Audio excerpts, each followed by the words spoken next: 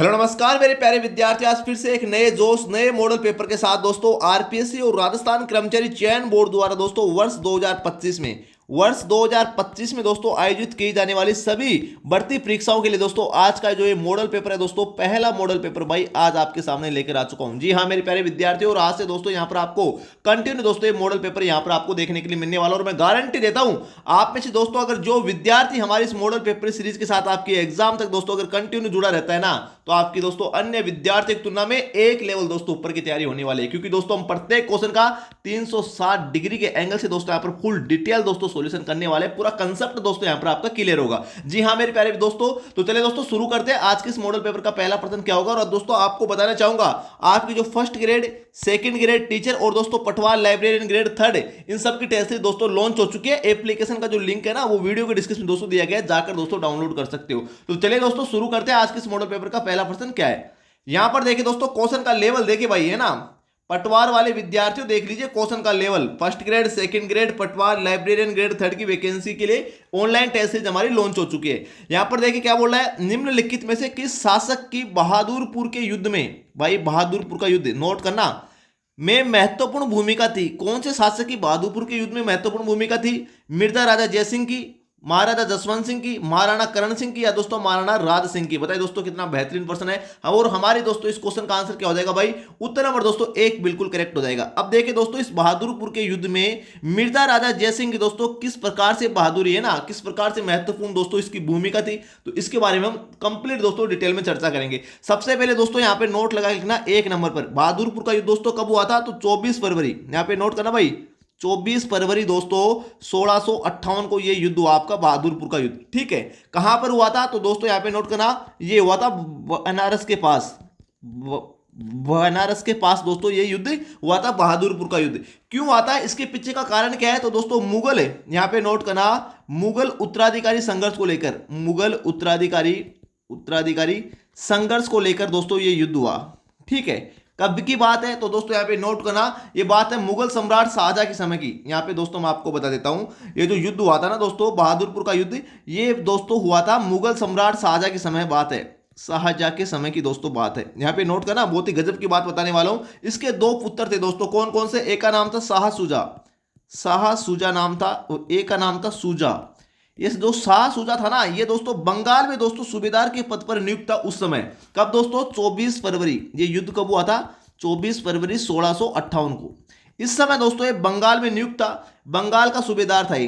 ठीक है, और इसने दोस्तों यहां पर क्या कर दिया, विद्रोह कर दिया दोस्तों मुगल उत्तराधिकार संघर्ष को लेकर। ठीक है ना, इस विद्रोह को दबाने के लिए दोस्तों जो शाहजहां था ना, इसे दोस्तों मिर्जा राजा जयसिंह को दोस्तों मुगल सेना का सेनापति बनाकर भेजा था, सेनापति बनाकर दोस्तों भेजा था। किसने, शाहजहां ने दोस्तों मिर्जा राजा जयसिंह को इस विद्रोह को दबाने के लिए। और दोस्तों ये युद्ध हुआ दोस्तों बनारस नदी, बनारस के पास दोस्तों ये युद्ध हुआ, बहादुरपुर का युद्ध। तो इसलिए दोस्तों, और इस युद्ध में विजय किसकी हुई थी, तो इसी मिर्जा राजा जयसिंह की हुई थी भाई, है ना। मतलब सूजा के साथ में भेजा था मुगल सेना का सेनापति बजाकर दोस्तों इसी मिर्जा राजा जयसिंह को। तो इस युद्ध में विजय किसकी हुई, तो आपकी हुई थी दोस्तों मिर्जा राजा जयसिंह की। तो हमारे इस क्वेश्चन का आंसर क्या हो जाएगा, उत्तर नंबर एक बिल्कुल करेक्ट हो जाएगा। मुझे लगता है दोस्तों आपका जो पूरा कंसेप्ट है वो बिल्कुल क्लियर हो चुका होगा। मुगल उत्तराधिकारी संघर्ष को लेकर बहादुरपुर के युद्ध में दोस्तों इसकी क्या हुई थी, दोस्तों विजय हुई थी। ठीक है, नेक्स्ट क्वेश्चन देख लेते हैं दोस्तों क्या होगा। यहां पर देखिए दोस्तों कितना बेहतरीन प्रश्न है ना। क्वेश्चन का लेवल देख सकते हो दोस्तों आप, फर्स्ट ग्रेड में दोस्तों हूबहू ऐसे क्वेश्चन छपेंगे। फर्स्ट ग्रेड वाले विद्यार्थियों के लिए रामबाण क्लास है। क्या बोल रहा है, रम्मत लोक नाट्य की प्रमुख विशेषताएं दोस्तों क्या है। इसमें एक समुदाय विशेष के ही लोग दोस्तों भाग लेते हैं या सहभागी होते हैं, यह बात दोस्तों बिल्कुल गलत है। ठीक है, इसमें टेरियों और गायकों की प्रमुख भूमिका होती है, बिल्कुल सही बात है। रंगमंच पर बैठे पात्र अपना प्रदर्शन देते हैं और दोस्तों पुनः अपने स्थान पर जाकर बैठ जाते हैं, ये बात भी बिल्कुल सही है भाई। इसकी भाषा और क्षेत्रीय रंगत इसे एक क्षेत्र विशेष से जोड़े रखती है, ये बात भी बिल्कुल सही है। तो 2, 3 और 4 बिल्कुल सही है। उत्तर नंबर दोस्तों एक हमारे इस क्वेश्चन का आंसर बिल्कुल करेक्ट हो जाएगा। रम्मत लोक नाट्य के बारे में दोस्तों कंप्लीट डिटेल में आपको नोट करवा देता हूं, नोट करना भाई। ठीक है, यहां पे नोट करना, अपने नोट्सों में ऐड कर लेना, अगर आपने नहीं किया हो तो लिखना दोस्तों रम्मत लोक नाट्य। और आपको बात बता देता हूं मैं, जो भी दोस्तों यहां पर बताने वाला हूं हर बात किसी ना किसी एग्जाम में दोस्तों पूछी गई है। रम्मत लोक नाट्य दोस्तों राजस्थान में सबसे पहले बीकानेर और दोस्तों जैसलमेर का प्रसिद्ध है। जैसलमेर का प्रसिद्ध है रम्मत लोक नाट्य। ठीक है, और दोस्तों अगर पूछ ले कि बीकानेर में एक आचार्यों का चौक है, आचार्यों का चौक, आचार्यों का चौक, ये दोस्तों रम्मत लोक नाट्य के लिए जाना जाता है। कहां पर स्थित है? बीकानेर में स्थित है आचार्यों का चौक। ठीक है, इसके अलावा दोस्तों अगर आपको पूछे जो रम्मत लोक नाट्य है ना, ये दोस्तों पाटा संस्कृति पर आधारित होता है। पाटा संस्कृति पर आधारित होता है, संस्कृति पर आधारित। रम्मत लोक नाट्य किस संस्कृति पर आधारित होता है? तो पाटा संस्कृति पर आधारित होता है, इस बात का ध्यान रखना। ठीक है, इसके अलावा देखिए दोस्तों रम्मत लोक नाट्य खुले मंच पर आयोजित होता है, खुले मंच पर दोस्तों ये आयोजित होता है, इस बात का ध्यान रखना, रम्मत लोक नाट्य। ठीक है, इसके अलावा देखिए दोस्तों अगर आपको पूछ ले रम्मत खेलने वाले व्यक्ति को क्या कहते हैं? रम्मत खेलने वाले व्यक्ति को खेलार या दोस्तों खेलर कहते हैं, खेलर कहते हैं, इस बात का दोस्तों ध्यान रखना।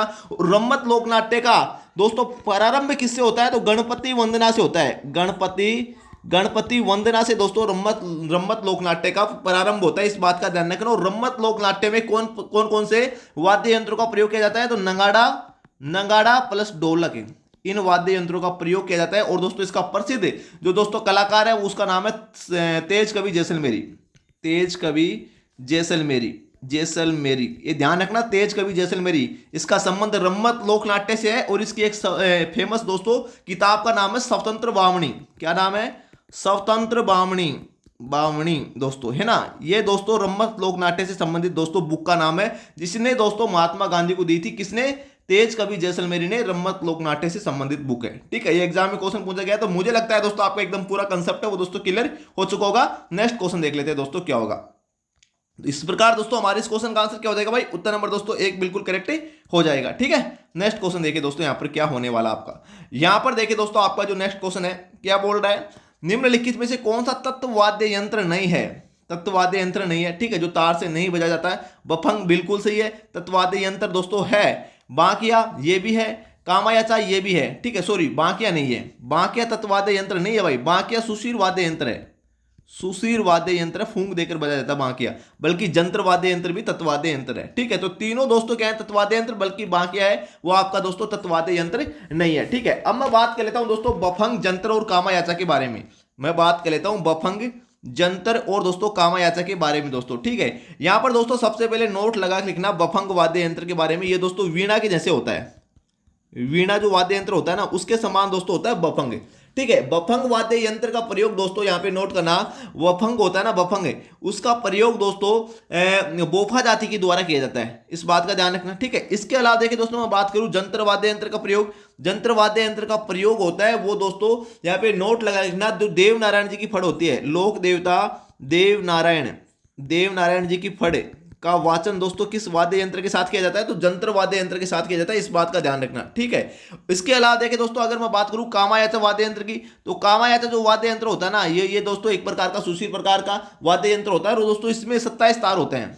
कितने तार होते हैं? 27 तार होते हैं। कामायाचा वाद्य यंत्र पश्चिमी राजस्थान में, यहाँ पे नोट करना, बहुत ही गजब की बात बता रहा हूं, पश्चिमी राजस्थान में कौन से संप्रदाय द्वारा बजाया जाता है? तो मांगणियार संप्रदाय द्वारा, मांगणियार संप्रदाय द्वारा दोस्तों बजाया जाता है कामायाचा वाद्य यंत्र। वेरी वेरी इंपॉर्टेंट है भाई। ठीक है, नोट लगा लिखना। इसके अलावा गलती से कभी आपको रावण हत्ता वाद्य यंत्र के बारे में पूछ लेना, रावण हत्ता वाद्य यंत्र, तो रावण हत्ता वाद्य यंत्र बोफा जाति का प्रमुख वाद्य यंत्र होता है।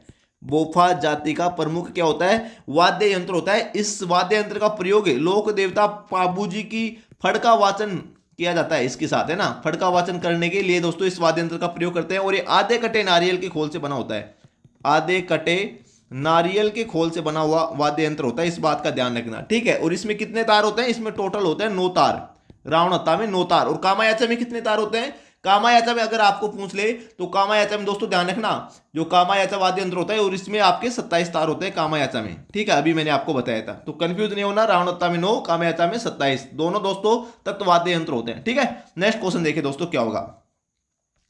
यहां पर देखिए दोस्तों बहुत ही बेहतरीन लेवल का प्रश्न है। क्या बोल रहा है? क्वेश्चन का लेवल देखिए यार, मैं गारंटी देता हूं दोस्तों, अगर आप हमारे दोस्तों ऑनलाइन जो टेस्ट सीरीज है ना, ऑनलाइन जो टेस्ट सीरीज है अगर ये ज्वाइन करते हो ना दोस्तों, आपको पूरे प्योर फैक्ट दोस्तों देखने के लिए मिलेंगे। Pure fact to the point दोस्तों, सीधे एग्जाम में छपते हैं। अगर दोस्तों ये टेस्ट सीरीज जो एप्लीकेशन का लिंक है भाई वीडियो को डिस्क्रिप्शन में दिया गया, ये टेस्ट सीरीज ज्वाइन करोगे तो दोस्तों डेमो देखिए, फर्स्ट टेस्ट हमारा बिल्कुल फ्री है। लाइब्रेरियन ग्रेड के लिए, पटवार के लिए, इसके अलावा सेकंड ग्रेड, फर्स्ट ग्रेड, सभी एग्जाम के लिए दोस्तों पहला टेस्ट है वो बिल्कुल फ्री रखते हैं। आप देखिए, अगर एनी डाउट, कोई भी डाउट रहता है तो इस नंबर पे कॉल कर सकते हो आप, है ना। इस नंबर पे कॉल करके अपना डाउट क्लियर कर सकते हो भाई, ठीक है। एक अफोर्डेबल प्राइस है, आप सोच नहीं सकते इतनी अफोर्डेबल प्राइस पर दोस्तों आपको ये टेस्ट सीरीज मिलने वाली है, ठीक है। तो यहां पर देखिए दोस्तों, जो नेक्स्ट क्वेश्चन है क्या बोल रहा है, इलायची और कमला राजस्थान की किस चित्रकला शैली की दोस्तों चित्रकार थी? किशनगढ़, अलवर, नाथद्वारा, देवगढ़। इलायची और कमला ये दो महिला चित्रकार हैं दोस्तों, ध्यान रखना, महिला चित्रकारों का नाम है महिला चित्रकार, और ये दोस्तों आपकी नाथद्वारा चित्रकला शैली की प्रसिद्ध है, इस बात का ध्यान रखना। उत्तर नंबर दोस्तों 3 बिल्कुल करेक्ट हो जाएगा, ठीक है। नाथद्वारा चित्रकला शैली की दोस्तों मैं बात करूं तो भाई नाथद्वारा की बहुत सारी चीजें दोस्तों फेमस है, नोट लगा लिखना दोस्तों, अपने नोट्सों में नोट कर लेना अगर आपने नहीं लिखा तो। नाथद्वारा की पिछवाई पेंटिंग प्रसिद्ध है। पिछवाई पेंटिंग कहाँ की प्रसिद्ध है भाई? तो पिछवाई पेंटिंग दोस्तों, पिछवाई पेंटिंग कहाँ की प्रसिद्ध है? तो ये दोस्तों नाथद्वारा की प्रसिद्ध, और किस पर की जाती है नाथद्वारा में? तो कपड़े पर, एक कपड़े पर की जाती है पिछवाई पेंटिंग। एग्जाम में क्वेश्चन पूछा गया था सेकंड ग्रेड में, ध्यान रखना, ठीक है। इसके अलावा दोस्तों तारकसी के आभूषण, तारकसी के आभूषण है। देखिए यार, ऑथेंटिक कंटेंट बताने में दोस्तों टाइम लगता है, और मैं टाइम लेता हूं। ऐसा कंटेंट है जो सीधा आपके एग्जाम में जाकर छपेगा। तारकसी के आभूषण नाथद्वारा के प्रसिद्ध है। केले के पत्तों की सांजी, नोट लगा लेना भाई, केले के पत्तों की, है ना, केले के पत्तों की जो सांजी होती है ना, सांजी, ये दोस्तों कहाँ की प्रसिद्ध है? ये भी नाथद्वारा की प्रसिद्ध है। और एक बार सेकंड ग्रेड एग्जाम में क्वेश्चन पूछा गया था, इस सांजी का अर्थ क्या होता है? तो ध्यान रखना, इस सांजी का अर्थ होता है दुर्गा। ऑप्शन में थे पार्वती, लक्ष्मी, दुर्गा, है ना, तो आपको दुर्गा करना है अगर कभी भविष्य में ऐसा क्वेश्चन पूछ ले तो। इसी नाथद्वारा का दोस्तों एक नृत्य फेमस है, डांग नृत्य। डांग नृत्य कहाँ का प्रसिद्ध है? नाथद्वारा का। इसी नाथद्वारा का दोस्तों हवेली संगीत प्रसिद्ध है। हवेली संगीत कहाँ का प्रसिद्ध है? नाथद्वारा का। ध्यान रखना, अन्नकूट महोत्सव भी नाथद्वारा का प्रसिद्ध है। तो इतनी सारी डिटेल दोस्तों आपको एक ही जगह दोस्तों देखने के लिए मिलेंगी, याद कर लेना, जिंदगी में बहुत ज्यादा काम आने वाली है। अगर दोस्तों आपको पूछ ले देवगढ़ चित्रकला शैली को प्रकाश में लाने का श्रेय किसे दिया जाता है? तो ध्यान रखना, डॉक्टर श्रीधर अंधारे, डॉक्टर श्रीधर अंधारे। ये क्वेश्चन भी दोस्तों बहुत बार एग्जाम में पूछा गया है। अगर आपको पूछ ले दोस्तों किशनगढ़ चित्रकला शैली को प्रकाश में लाने का श्रेय किसे दिया जाता है? तो Eric Dixon, Eric Dixon, Eric Dixon, और दोस्तों डॉक्टर फयाज अली, फयाज अली, इन दोनों को दोस्तों किशनगढ़ चित्रकला शैली को प्रकाश में लाने का श्रेय दिया जाता है, और देवगढ़ को श्रीधर अंधारे, डॉक्टर श्रीधर अंधारे। दोनों याद रख लेना, एग्जाम में बहुत बार ये क्वेश्चन पूछा गया है, ठीक है। नेक्स्ट क्वेश्चन देख लेते हैं दोस्तों क्या होगा। यहां पर देखिए दोस्तों, बहुत ही बेहतरीन लेवल का प्रश्न है, और क्वेश्चन का लेवल देखिए आप, है ना, कितना गजब का लेवल है। क्या बोल रहा है? निम्नलिखित को सुमिलित कीजिए और नीचे दिए गए कूट में से सही उत्तर का चयन कीजिए। एक तरफ लेखक दे रखे हैं, एक तरफ दोस्तों उनकी रचनाओं का नाम दे रखा है। कान्हा व्यास, कान्हा व्यास की एक प्रसिद्ध रचना है दोस्तों, एक लिंग महात्म्य है। एक में आ जाएगा 2, एक में 2 दोस्तों, यहां पर देखिए दो ऑप्शन में है, इसमें भी है, और दोस्तों 4 नंबर में भी है 2, एक में 2, ठीक है जी। नाथा, नाथा की रचना है दोस्तों वास्तु मंजरी, है क्या इसमें कहीं पर वास्तु मंजरी? एक में, बी में हो जाएगा 4 है, बी में 4 दोस्तों, यहां पर देख लीजिए। तो उत्तर नंबर दोस्तों आपका क्या हो जाएगा भाई? 4 बिल्कुल करेक्ट हो जाएगा। तो इसी प्रकार से दोस्तों आपको एग्जाम में भी क्वेश्चन का सोल्यूशन करना है, ठीक है, गलती नहीं करना है। अब देखिए, आपको आगे की देखने की जरूरत नहीं है अगर आपको ये 2 ऑप्शन मालूम है तो, ठीक है। इसमें देखिए अत्रि पुत्र महेश दोस्तों, इसकी एक ही रचना है दोस्तों, कीर्ति, है ना, कीर्ति स्तंभ प्रशस्ति, ये इसी की रचयिता है। तो डी में आ जाएगा दोस्तों आपका, डी में 3 नंबर आ जाएगा। अगर यहां पर देखिए डी में एक ही ऑप्शन में 3 नंबर है, अगर आपको यह चीज मालूम है कि अत्रि एवं महेश कीर्ति स्तंभ प्रशस्ति के दोस्तों रचयिता हैं, तो आपको आगे कुछ देखना ही नहीं है एग्जाम में, सीधा इसी क्वेश्चन पर आंसर को टिक करना है, ठीक है। तो इसलिए आपका कंसेप्ट क्लियर होना चाहिए, मैं यही आपको समझा रहा हूं, ठीक है ना। तो एक लिंग महात्म्य दोस्तों आपकी आ जाएगी कान्हा व्यास, नाथा की आ जाएगी दोस्तों वास्तुमंजरी। गोविंद की रचना दोस्तों कौन सी है? गोविंद की आ जाएगी द्वार दीपिका, और अत्रि पुत्र महेश की दोस्तों आपकी कीर्ति स्तंभ प्रशस्ति, ठीक है। ये तो हो गई दोस्तों इनकी प्रमुख रचनाएं। अगर आपको पूछ ले मंडन, ये मंडन है ना, मंडन एक लेखक है दोस्तों, महाराणा कुंभा का दरबारी कवि है, कुंभलगढ़ दुर्ग का शिल्पी। अरे अब तो जान गए ना, जो आपका कुंभलगढ़ दुर्ग है राजसमंद में, इसका शिल्पी कौन है? इसका शिल्पी है दोस्तों मंडन। इस मंडन की प्रमुख रचनाएं कौन कौन सी? ये एग्जाम में बहुत बार क्वेश्चन पूछा जाता है, तो यहां पे नोट लगाना, देव मूर्ति प्रकरण, देव मूर्ति प्रकरण, ये दोस्तों इसी की रचना है मंडन की, 1 नंबर। 2 नंबर लगा के लिखना राजबल्लभ, राजबल्लभ, ठीक है। 3 नंबर लगा के लिखना वास्तुसार, वास्तुसार। बाकी दोस्तों यही 3 रचनाएं बहुत बार एग्जाम में पूछी जाती है, बाकी आपको याद करने की कोई जरूरत नहीं है, ठीक है। इसके अलावा देखिए, ये जो आपका जो गोविंद है ना, गोविंद, इसकी जो रचना है दोस्तों द्वार दीपिका, इसकी एक रचना और है कलानिधि, ये भी याद रखना कलानिधि। मुझे लगता है दोस्तों आपके एकदम पूरा कंसेप्ट है वो क्लियर हो चुका होगा। हमारे इस क्वेश्चन का आंसर उत्तर नंबर 4 दोस्तों बिल्कुल क्लियर होगा। यहां पर दोस्तों ये आपकी पटवार की दोस्तों ऑनलाइन टेस्ट सीरीज है, आप चाहे तो दोस्तों ज्वाइन कर सकते हैं। एप्लीकेशन का जो लिंक है वीडियो के डिस्क्रिप्शन में दोस्तों दिया गया है, ठीक है ना। इसमें टोटल 21 ऑनलाइन टेस्ट होने वाले हैं। डेमो टेस्ट हमारा बिल्कुल फ्री रहेगा। प्रत्येक टेस्ट में दोस्तों आपके पूरे 150 क्वेश्चन रहेंगे कंप्लीट सिलेबस के अकॉर्डिंग, ठीक है। फुल डिटेल दोस्तों आपको सॉल्यूशन देखने के लिए मिलेगा। ओनली दोस्तों 199 में आप टेस्ट ज्वाइन कर सकते हो। 10-5 रुपए आपके, 4 से 5 रुपए आपका जीएसटी चार्ज लगेगा, तो 200 आपके साइज 4 या दोस्तों 206 रुपए में टेस्ट आपको सेल होने वाली है, ठीक है। तो आप चाहे तो दोस्तों इसको परचेज कर सकते हैं। बहुत ही बेहतरीन ऑथेंटिक कंटेंट है दोस्तों पूरा। एक बार आप डेमो देखना, टेस्ट सीरीज को ज्वाइन करो नहीं करो वो एक अलग बात है। आप में से बहुत सारे स्टूडेंट बोलेंगे सर आप प्रचार कर रहे हो, भाई प्रचार नहीं कर रहा, ठीक है ना। तो आप दोस्तों बिल्कुल डेमो जरूर ज्वाइन करना। यहां पर दोस्तों ये आपकी सेकंड ग्रेड की टेस्ट सीरीज है, आप चाहे तो दोस्तों ज्वाइन कर सकते हो। इसकी बिल्कुल दोस्तों टेस्ट सीरीज स्टार्ट हो चुकी है, 2 टेस्ट इसके हो चुके हैं भाई। सेकंड ग्रेड के 2 टेस्ट हो चुके हैं, आप इसे ज्वाइन कर सकते हो। ये आपकी फर्स्ट ग्रेड की टेस्ट सीरीज है। फर्स्ट ग्रेड की टेस्ट सीरीज भी दोस्तों आपका डेमो बिल्कुल लॉन्च हो चुका है, अभी ये टेस्ट सीरीज लॉन्च हुई है। लेटेस्ट कंटेंट है पूरा दोस्तों, है ना। प्रत्येक टेस्ट में दोस्तों 75 क्वेश्चन मिलेंगे आपको, ठीक है। तो दोस्तों आप ये ज्वाइन कर सकते हो। इसके अलावा आप जो आपकी लाइब्रेरियन ग्रेड 3 है, लाइब्रेरियन ग्रेड 3 की भी वैकेंसी भी दोस्तों, इसके लिए भी आपकी जो टेस्ट सीरीज है वो दोस्तों लॉन्च हो चुकी है। एक अफोर्डेबल प्राइस है 199 में, आप दोस्तों इसे ज्वाइन कर सकते हो। 100 क्वेश्चन रहेंगे भाई बिल्कुल। और दोस्तों जो क्वेश्चन के सॉल्यूशन में यार यहाँ पर आपको क्वेश्चन देखने के लिए मिलेगा, क्वेश्चन के सॉल्यूशन में क्वेश्चन देखने के लिए मिलेगा, शायद ही किसी टेस्ट सीरीज में आपको देखने के लिए मिलेगा। मतलब दोस्तों बोर्ड और इस प्रकार को क्वेश्चन को दोस्तों किस लेवल से पूछ सकता है, ये बात यहाँ पर आपको देखने के लिए मिलेगी। तो पूरा दोस्तों मतलब एक लेवल और जो क्वालिटी है ना वो यहाँ पर आपको देखने के लिए मिलने वाली है। ओनली 199 में दोस्तों आप इस टेस्ट सीरीज को ज्वाइन कर सकते हो, ठीक है। तो ये थी आपकी टेस्ट सीरीज। आते हैं फिर से हमारे पेपर पर। यहां पर देखिए दोस्तों क्या बोल रहा है, जयपुर पर्दा मंडल के प्रथम अधिवेशन का अध्यक्ष दोस्तों कौन था। अरे भाई एप्लीकेशन का लिंक वीडियो के डिस्क्रिप्शन में दिया गया है। Q50 जीके क्लासेज के नाम से आपको गूगल प्ले स्टोर पर सर्च करना है, डायरेक्ट भी सर्च कर सकते हो आप। यही नाम आपको सर्च करना है, जिस प्लेटफॉर्म पर अभी ये क्लास देख रहे हो सेम वही नाम आपको गूगल प्ले स्टोर पर सर्च करना है, वही लोगो है, ठीक है। अगर फिर भी कोई डाउट रहता है तो इन नंबरों पर आप कॉल कर सकते हो, ठीक है ना। इन नंबरों पे आप बिल्कुल कॉल कर सकते हो सुबह 8 से लेकर शाम को 8 बजे तक, ठीक है। यहां पर देखिए दोस्तों क्या बोल रहा है, जयपुर पर्दा मंडल के प्रथम अधिवेशन के अध्यक्ष दोस्तों कौन थे। भाई बहुत ही गजब का क्वेश्चन है, दिखने में आसान सा दिख रहा है आपको, लेकिन इसमें बहुत केमिकल लोचा है, मैं आपको बताने वाला हूं, ठीक है। जमनालाल बजाज, हीरालाल शास्त्री, कपूरचंद पाटनी, चिरंजी लाल मिश्रा। आप में से बहुत सारे स्टूडेंट मुझे मालूम है कपूरचंद पाटनी इसका आंसर करते, लेकिन ध्यान रखना ये गलत है इसका आंसर। इसका आंसर दोस्तों होगा 1 नंबर जमनालाल बजाज। दोस्तों उत्तर नंबर 1 बिल्कुल करेक्ट हो जाएगा। देखिए दोस्तों समझिए, सबसे पहले जो जयपुर पर्दा मंडल था ना, ये जो जयपुर पर्दा मंडल था इसका 2 बार गठन हुआ था। पहली बार इसका जो गठन हुआ दोस्तों, पहली बार 1931 में इसका गठन हुआ। अगर आपको पूछ ले जयपुर पर्दा मंडल का गठन 1931 में किसने किया था, तो जमनालाल बजाज। यहां पे नोट करना जमनालाल बजाज। मैं बहुत शानदार गजब की चीज आपको बताने वाला हूं भाई। जमनालाल बजाज और कपूरचंद पाटनी, कपूरचंद पाटनी दोस्तों, इन दोनों ने दोस्तों इसका गठन किया था जयपुर पर्दा मंडल का। और ये दोस्तों राजस्थान का प्रथम पर्दा मंडल था, इस बात का ध्यान रखना। राजस्थान का प्रथम पर्दा मंडल कौन सा था, जयपुर पर्दा मंडल था, इस बात का ध्यान रखना। और ये दोस्तों 5 वर्षों तक, 1931 में इसका गठन हुआ, 5 वर्षों तक दोस्तों ये निष्क्रिय रहा, निष्क्रिय रहा भाई, कोई काम का नहीं रहा दोस्तों 5 वर्षों तक। इसलिए दोस्तों इसका 1936 में पुनर्गठन होता है।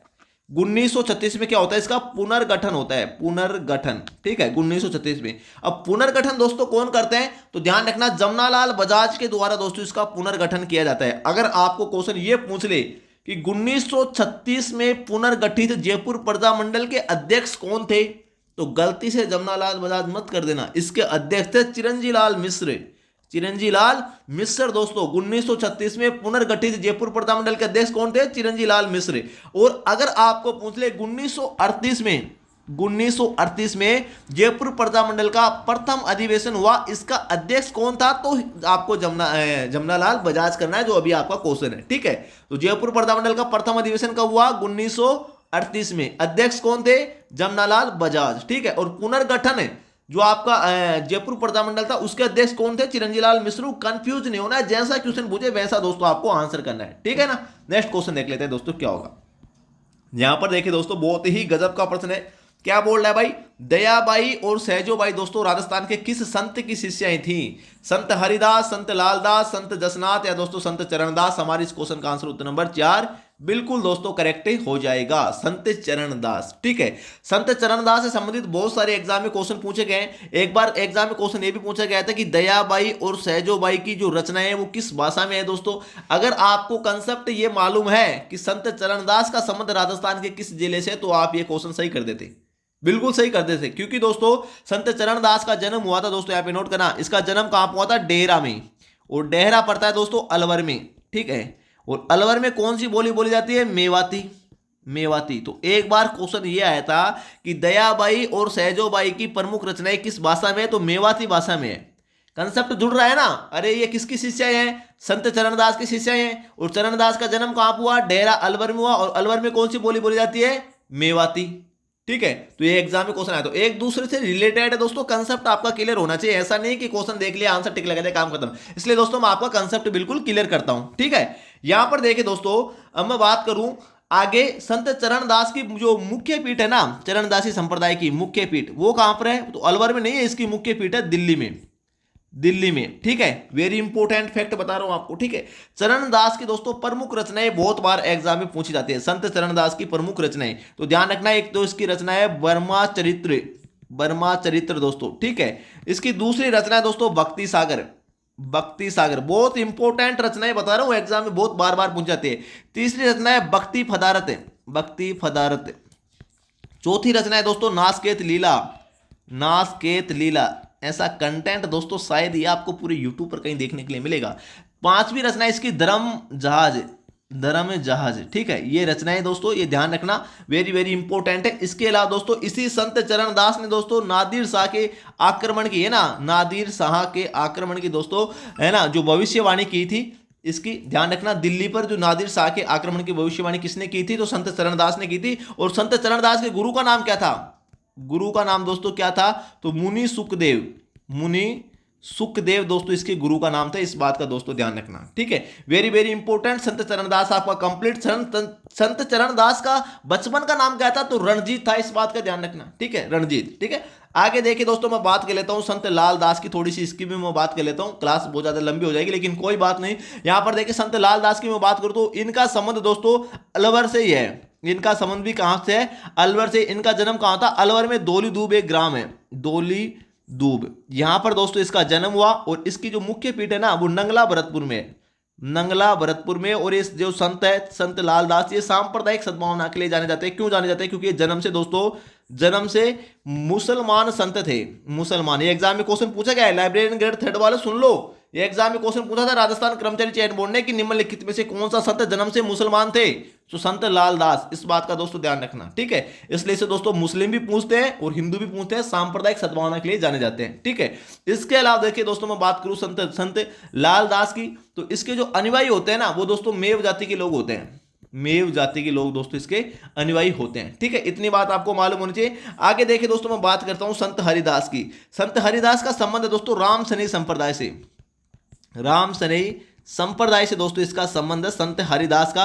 राम सनेई संप्रदाय की राजस्थान में टोटल 4 दोस्तों शाखाएं हैं। कौन कौन सी दोस्तों आपको बता देता हूं। एक तो है साफुरा, साफुरा जो शाखा है उसका मुख्य प्रवर्तक कौन है? संत रामचरण दास जी। ठीक है, संत रामचरण दास जी। 2 नंबर पे दोस्तों नोट रखना, दूसरी शाखा इसकी बीकानेर, और बीकानेर शाखा का मुख्य प्रवर्तक है संत हरिदास जी, संत हरिदास जी। 3 नंबर पे दोस्तों रेण, और रेण शाखा का मुख्य प्रवर्तक कौन है दोस्तों? आपका संत दरियाव जी, संत दरियाव जी। ठीक है, और 4 नंबर पे पड़ती है आपकी खेड़ापा, और खेड़ापा जो शाखा है ना राम सनेई संप्रदाय की, इसका मुख्य प्रवर्तक कौन है? संत रामदास जी, संत रामदास जी। तो ये बात ध्यान रखना, आपका राम सनेई संप्रदाय भी कंप्लीट। साफरा भीलवाड़ा का राम सनेई संप्रदाय का फूल डोल महोत्सव प्रसिद्ध है, इस बात का दोस्तों ध्यान रखना। ठीक है, और संत जसनाथ जी, इसकी मुख्य पीठ दोस्तों कतियार से बीकानेर में स्थित है, अग्नि नृत्य यहाँ का प्रसिद्ध है। ठीक है, मुझे लगता है आपका एकदम पूरा कंसेप्ट दोस्तों क्लियर हो चुका होगा। नेक्स्ट क्वेश्चन देख लेते हैं दोस्तों क्या होगा। यहां पर देखिए दोस्तों आपका नेक्स्ट क्वेश्चन है, क्या बोल रहा है भाई? 8 फरवरी 1942 ईस्वी को आयोजित मारवाड़ लोक परिषद के खुले अधिवेशन के अध्यक्ष कौन थे? अरे यार कितना गजब का क्वेश्चन है, देखिए ना आप, कितना गजब का क्वेश्चन है। 8 फरवरी 1942 ईस्वी को आयोजित मारवाड़ लोक परिषद के खुले अधिवेशन के अध्यक्ष दोस्तों कौन थे? तो स्वामी चैनदास, जयनारायण व्यास, चौधरी उमाराम या दोस्तों रणछोड़ दास गट्टानी। लेवल देखिए दोस्तों क्वेश्चन का। उत्तर नंबर 4 बिल्कुल करेक्ट हो जाएगा हमारी इस क्वेश्चन का आंसर, रणछोड़ दास गट्टानी। और अगर आपको क्वेश्चन ये पूछ ली, ये जो अधिवेशन है वो दोस्तों कहां पर हुआ था, है ना, ये जो अधिवेशन है वो दोस्तों कहां पर हुआ था, तो दोस्तों लाडनू में हुआ था, ये लाडनू नागौर में। ये क्वेश्चन एग्जाम में इस प्रकार भी पूछा गया है कि दोस्तों 8 फरवरी 1942 को, ये डेट बड़ी इंपॉर्टेंट है ध्यान रखना, आयोजित मारवाड़ लोक परिषद के खुले अधिवेशन का आयोजन कहां पर हुआ, तो लाडनू नागौर में हुआ। कब हुआ, 8 फरवरी 1942 को। ये क्वेश्चन तीनों प्रकार से दोस्तों बार बार एग्जाम में पूछा गया, इस बात का ध्यान रखना, ठीक है, गलती नहीं होनी चाहिए आपसे। अगर आपको पूछ ले दोस्तों मारवाड़ लोक परिषद का गठन किसने किया था, तो जयनारायण व्यास ने किया था, इस बात का भी आपको मालूम होना चाहिए, ठीक है भाई। नेक्स्ट क्वेश्चन देखिए दोस्तों क्या होगा। यहां पर देखिए दोस्तों आपका जो नेक्स्ट क्वेश्चन है वो क्या है, क्या बोल रहा है, श्रृंगार चंवरी के बारे में दोस्तों आपका क्वेश्चन है। श्रृंगार चंवरी के बारे में, श्रृंगार चंवरी मंदिर के विषय में दोस्तों सही कथनों पर चयन कीजिए। क्वेश्चन का लेवल देखिए यार, फर्स्ट ग्रेड में ऐसे क्वेश्चन हूबहू छपते हैं, है ना। इसका मध्य भाग गोलाकार जैन गुंबद से ढका हुआ है। इसका निर्माण कुंभा के कोषाध्यक्ष के पुत्र भंडारी वेलकार ने करवाया था। इस मंदिर की योजना गोलाकार है। इसके चारों ओर से दोस्तों 4 पंख निकले हुए हैं। ध्यान रखना, इस मंदिर की जो योजना है ना वो दोस्तों गोलाकार नहीं है। यही दोस्तों इसमें गड़बड़ कर दिया, 1 2 4 सही है इसमें, 1 2 4 उत्तर नंबर 3 दोस्तों बिल्कुल करेक्ट हो जाएगा। श्रृंगार चंवरी के बारे में दोस्तों मैं कुछ आपको इंपॉर्टेंट बातें बताता हूं। श्रृंगार चंवरी एक प्रकार का क्या है, धार्मिक स्थल है। सीधा इतना सा ही एग्जाम में पूछता है एग्जामिनर, श्रृंगार चंवरी क्या है, धार्मिक स्थल, क्योंकि ये क्या है, मंदिर है। श्रृंगार चंवरी किस संप्रदाय का मुख्य मंदिर है, जैन संप्रदाय का। जैन संप्रदाय का दोस्तों ये मुख्य क्या है, मंदिर है, इस बात का ध्यान रखना। एक प्रकार का क्या है दोस्तों, जैन मंदिर है, इस बात का ध्यान रखना। और दोस्तों श्रृंगार जो चंवरी है ये दोस्तों फेरों का स्थल है। अरे फेरे लेते हैं ना, फेरे, फेरे लेने वाले स्थान को क्या कहते हैं, पाणी ग्रहण संस्कार स्थल, है ना। पाणी ग्रहण जो संस्कार स्थल होता है ना, संस्कार कार्डों पर लिखा होता है ना पाणी ग्रहण संस्कार, है ना, तो पाणी ग्रहण संस्कार स्थल है दोस्तों, इस बात का ध्यान रखना। और इसकी वेदी पर दोस्तों 4 खंभों की छतरी बनी हुई है, 4 खंभों की छतरी, इस बात का ध्यान रखना। श्रृंगार चंवरी की वेदी पर 4 खंभों की छतरी बनी हुई है। और ये जैन स्थापत्य कला के एक दोस्तों प्रसिद्ध दोस्तों उदाहरण है श्रृंगार चंवरी, वेरी वेरी इंपॉर्टेंट। इसका निर्माण किसने करवाया था दोस्तों, इसका निर्माण करवाया था दोस्तों वेलका या वेक्का ने दोस्तों करवाया था, ठीक है। यहां पर देखिए जैन गुंबद से ढका हुआ, मतलब ये दोस्तों जैन मंदिर है, एक प्रकार के एग्जाम में क्वेश्चन पूछा गया है, ठीक है। तो उत्तर नंबर दोस्तों 3 बिल्कुल करेक्ट हो जाएगा, जैसा क्वेश्चन पूछे वैसा आपको आंसर करना है। नेक्स्ट क्वेश्चन देखिए दोस्तों, बहुत ही शानदार लेवल का क्वेश्चन है भाई, क्या क्वेश्चन है। यहां पर देखिए दोस्तों क्या बोला है, निम्नलिखित में से कौन 1944 में नीम का थाना में स्थापित, दोस्तों यहां पे नोट करना, मीणा सुधार समिति का अध्यक्ष था। यही क्वेश्चन इस प्रकार से भी एग्जाम में पूछा गया है कि दोस्तों निम्नलिखित में से 1944 में नीम का थाना में, है ना, मीणा सुधार समिति का गठन दोस्तों कब किया गया था, तो 1944 में किया गया था। किसके अध्यक्षता में किया गया था, तो दोस्तों यहां पे नोट करना, बंशीधर शर्मा की अध्यक्षता में किया गया था। उत्तर नंबर 2 बिल्कुल करेक्ट हो जाएगा, ठीक है। आपको जैसा क्वेश्चन पूछे वैसा आंसर करना है। अब इसी क्वेश्चन को घुमाकर एग्जामिनर इस प्रकार भी पूछा था एक बार कि दोस्तों ये जो मीणा सुधार समिति है ना, इसका गठन कहां पर किया गया था, तो नीम का थाना में किया गया था। कहां पर किया गया था, नीम का थाना में किया गया था, 1944 में गठित है, 1944 में गठित मीणा सुधार समिति का गठन कहां पर किया गया था, अप्रैल में हुआ था दोस्तों। महीना भी आपको बता देता हूं, अप्रैल 1944 में गठित दोस्तों मीणा सुधार समिति का गठन कहां हुआ था, आपके नीम का थाना में। तो इस प्रकार भी क्वेश्चन पूछ सकता है, और किसकी अध्यक्षता में, बंशीधर शर्मा की अध्यक्षता में, ध्यान रखना। और दोस्तों इसी से रिलेटेड एक क्वेश्चन एग्जाम में और पूछा जाता है बार बार, अगर भविष्य में कभी आपके सामने आ जाए ना तो गलती मत करना, मैं आपको बता देता हूं, ठीक है। यहां पे दोस्तों नोट करना, अप्रैल 1944 में, ये भी अप्रैल 1944 की बात है दोस्तों, ये जो क्वेश्चन में है ना ये भी अप्रैल 1944 की बात है, अप्रैल 1944 में, ठीक है। किसकी अध्यक्षता में, मैं क्वेश्चन लिख रहा हूं भाई, किसकी अध्यक्षता में, क्योंकि क्वेश्चन बहुत बड़ा इंपॉर्टेंट है ना, बार बार एग्जाम में क्वेश्चन पूछा जाता है। अप्रैल 1944 में किसकी अध्यक्षता में मीणा जाति का, मीणा जाति का दोस्तों एक वृहद सम्मेलन, एक वृहद सम्मेलन नीम का थाना में आयोजित हुआ था। नीम का थाना, है ना, नीम का थाना में आयोजित हुआ था। ये क्वेश्चन एग्जाम में पूछा गया है, कर्मचारी चयन बोर्ड बहुत बार एक क्वेश्चन पूछता है, और आरपीएससी भी दोस्तों ध्यान रखना। तो आपको करना है दोस्तों मुनि जैन सागर, है ना, मुनि एक मिनट, यहाँ पे जगह नहीं है, यहाँ पे लिख देता हूँ। मुनि मगन सागर जी महाराज, मुनि मगन सागर जी महाराज की अध्यक्षता में, ध्यान रखना, ठीक है। अप्रैल 1944 में किसकी अध्यक्षता में मीणा जाति का एक वृहद सम्मेलन नीम का थाना में आयोजित हुआ था? तो दोस्तों मुनि मगन सागर जी महाराज करना आपको, गलती से बंशीधर शर्मा मत कर देना, क्योंकि एक बार ये ऐसा क्वेश्चन आया था, उसमें बंशीधर शर्मा भी था ऑप्शन में। मीणा सुधार समिति का गठन दोस्तों इसी वृहद सम्मेलन में किया गया था, और इसका अध्यक्ष किसे बनाया था? तो बंशीधर शर्मा को बनाया था। आपको कंसेप्ट क्लियर? नहीं? अरे नहीं समझे क्या? मेरे मीणा सुधार समिति का गठन इसी वृहद सम्मेलन में किया गया था, और किसकी अध्यक्षता में किया गया था? ये जो मीणा सुधार समिति का गठन है ना, इसका अध्यक्ष किसे बनाया था? बंशीधर शर्मा को। लेकिन इस सम्मेलन का अध्यक्षता किसने की थी? मुनि मगन सागर जी महाराज। ये दोनों क्वेश्चन अलग अलग है, ध्यान रखना। इसके अलावा अगर आपको दोस्तों पूछ ले कि दोस्तों मीणा क्षेत्रीय सभा की स्थापना कब हुई थी, मीणा क्षेत्रीय सभा की स्थापना कब हुई थी, तो आपको करना है 1933 में।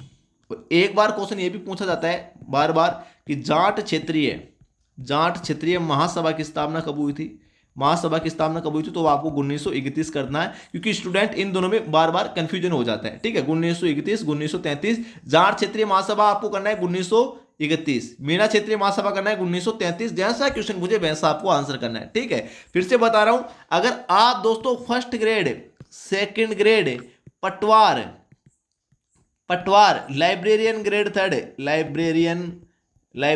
ग्रेड थर्ड की तैयारी दोस्तों अगर कर रहे हो ना, हमारी टीम दोस्तों हर एक क्वेश्चन, हर एक टॉपिक पर काम करिए। इतना फुल डिटेल सॉल्यूशन आपको देखने के लिए मिलेगा ना, गजब का कंटेंट देखने के लिए मिलेगा। पहली बार में दोस्तों सिलेक्शन होगा आपका, पूरा कंसेप्ट, डाउट नाम की जो चीज है ना आपकी, वो दोस्तों क्लियर हो जाएगी। इसलिए बता रहा हूं, एप्लीकेशन का लिंक है वीडियो के डिस्क्रिप्शन में देगा, जाकर दोस्तों अभी डाउनलोड कर लो, ठीक है। बस टेस्ट बिल्कुल फ्री है, डेमो के तौर पर। फिर भी कोई डाउट रहता है तो इस नंबर पर आप व्हाट्सअप कर सकते हो, 9660039503। एक अफोर्डेबल प्राइस पर दोस्तों आपको टेस्ट देखने के लिए मिलेगी। आज के लिए दोस्तों इतना ही, तब तक के लिए जय हिंद, जय भारत, थैंक यू।